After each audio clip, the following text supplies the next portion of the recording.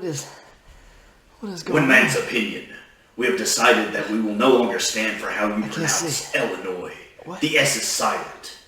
Will you say it correctly? Screw you, man.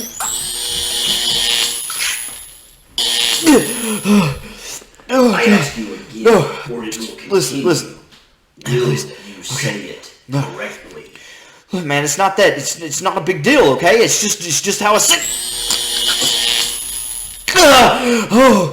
Okay. All right. Illinois. It's Illinois, okay? It's Illinois. I know it's got an S at the end, but it's just Illinois. Hey, wait a minute. Is that the guy who doesn't know how to pronounce Gonzaga? God.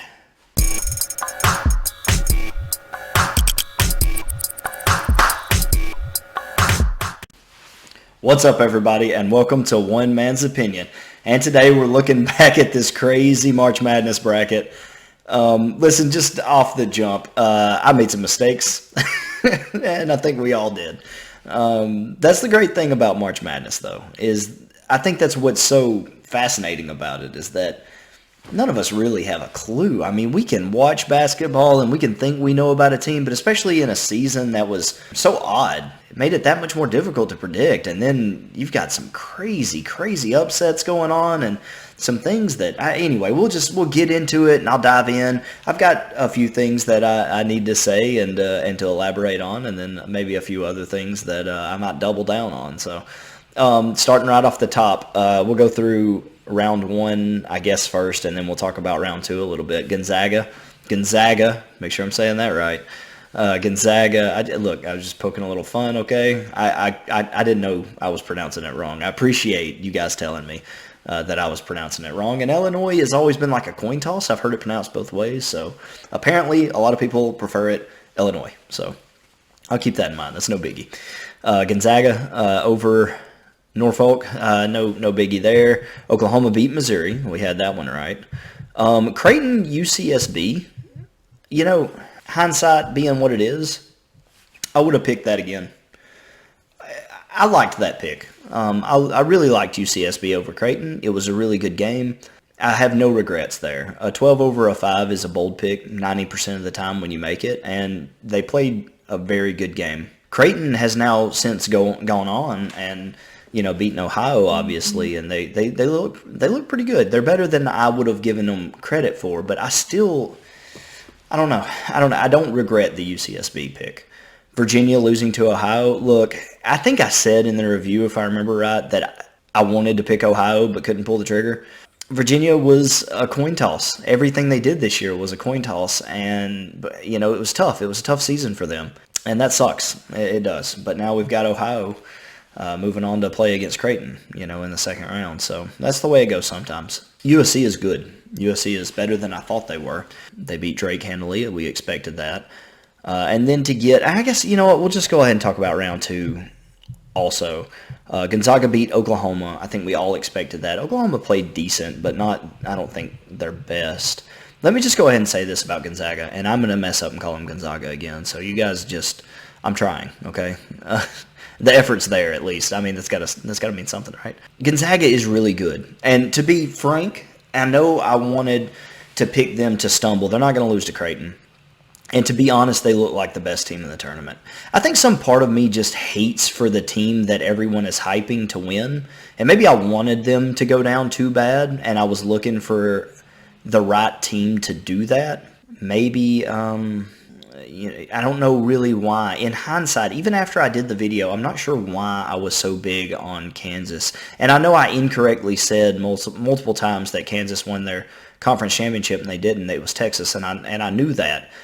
Somewhere along the way, I got my wires crossed. I'm still baffled. I didn't pick Kansas to go very far in any of my other brackets. So it sucks that it was, perhaps I've never done this before, online or on a YouTube video. Maybe it was just the nerves or something, but I don't know.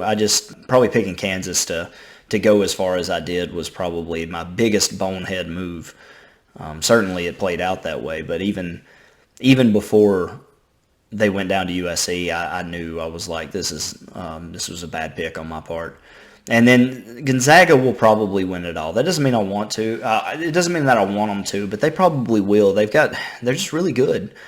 And I want them to go down. I do. I want them to lose because I'm a sucker for an underdog. But to be honest, they look like the best team in the tournament, and I can own where I made mistakes. And this quadrant, this section of the bracket in particular, I had more than one mistake.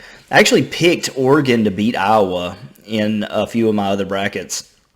I really liked Oregon a lot, but it was one of those things I just second guessed, coming in, I guess. And Iowa was an easy pick there. It's not something I really regret a whole lot. Or I like Oregon. I like the way they play. They're fun to watch. It's a fun team. So USC and Oregon is going to be a really interesting game. I'm really looking forward to watching them. I think Oregon will get it. I think Oregon might get them. USC's playing crazy good ball right now, though. So honestly, you know what? I'm not filling out another bracket, so I don't have to make a prediction here. I think it'll be a fun game. Let me just leave it at that. Let's drop on down. Let's talk about Michigan a little bit. Michigan, they look pretty good. I had some people get very upset with me for saying what I said about Michigan. And look, I never said that Michigan was like a bad team or anything. I just thought they were a little overseeded, and I still think that. They played a really tight game against LSU, and I think Florida State's going to beat them. I still think they will. I don't regret that. I don't regret saying that. I'm sorry if you're a big Michigan fan. I hate it. I know it's not fun to hear that your team's maybe not as good as people are saying they are. I'm not saying that they're not a good team. Clearly, Alabama's a number 2, and being a number 2 seed isn't a bad thing. I just said I thought that I didn't think that they should have been a 1 seed. That's all I said. So if you took offense to that, I'm sorry that you were so easily offended. But yeah, nothing to be ashamed of if you're Michigan. And I even said that this was the most competitive bracket. I think I said that. But there's a lot of teams that could have easily come out of this bracket. Michigan, LSU, Florida State, Colorado, Texas, I thought should have. We'll talk about it. Alabama in the eastern section. And so, I'm not ashamed of saying what I said against Michigan, and I still think they'll go down to Florida State. That doesn't make them a bad team. So, if you're upset, be upset. But anyway, moving on, Colorado, Georgetown, Colorado they played a really good game against Georgetown. They played really well. And sometimes that happens. Another 12-5 that didn't come through. And I said when I filled it out, I said that in all likelihood that many 5s are not going to lose to 12s. You're not going to see that. But it felt right, and it's another pick I don't really regret. Florida State handled their business against Colorado and has a good squad. I like watching them play. I think Michigan and Florida State is going to be a great ball game. Michigan may win it, but I still like Florida State. UCLA over BYU was surprising. I still think if they had been there to play Texas, I still think Texas would have beat UCLA. And look, it's just like with Illinois going down in the second round. If Texas and Abilene Christian played 99 more times, I would pick Texas every time to win that game.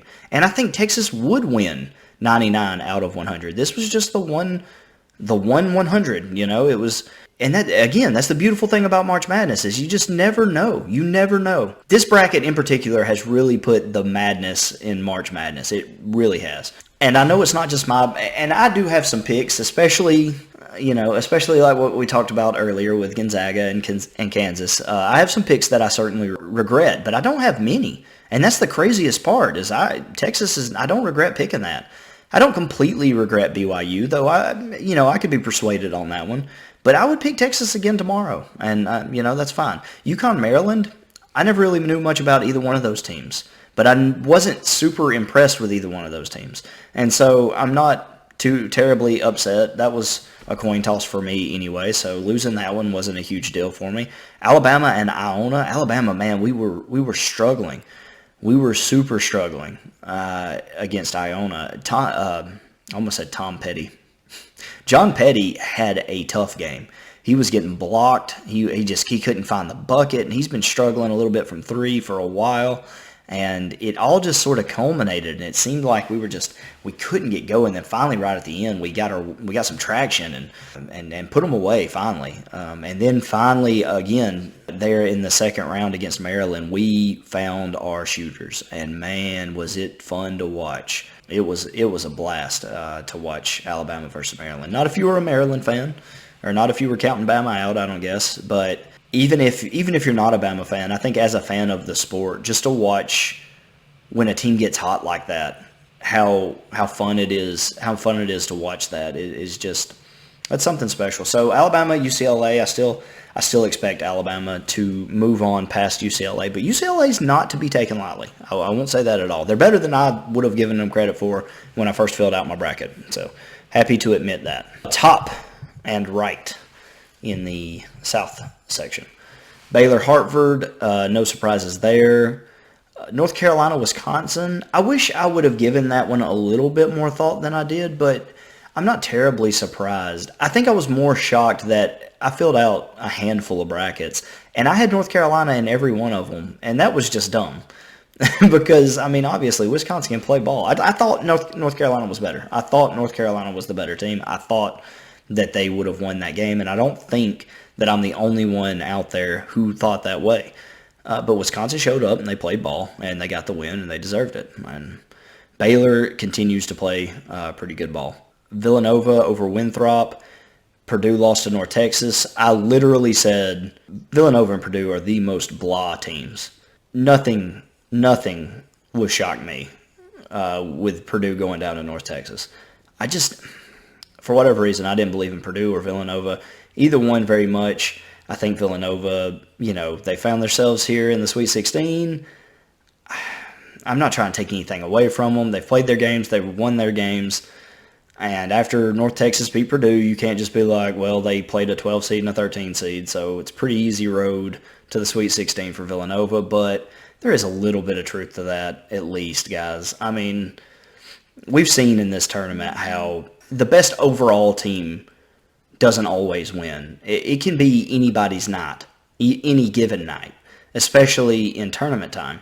Having said that, some teams are better than others, typically, and Winthrop and North Texas are not two teams that I would consider great, typically.